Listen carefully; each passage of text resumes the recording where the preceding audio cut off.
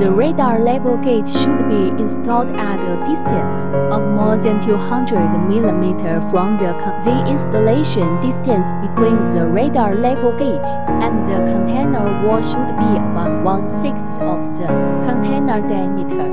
In order to prevent the radar level gauge from receiving multiple false echoes, do not install the radar level gauge above the water inlet pipe and in the center of the container. If the container where the radar level gauge is installed is a concave or conical container, it should be noted that the radar beam of the radar level gauge reaches the low point of the boat. Measurements are not possible if the liquid level is below this point.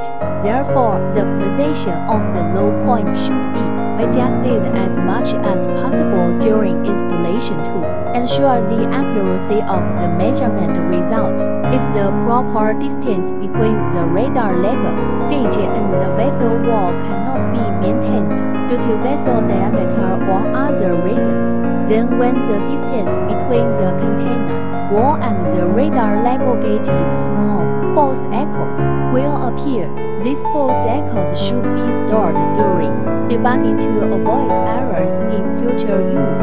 When using the radar liquid level meter in order to play the role of overflow protection, a safe distance should be set up on the planned area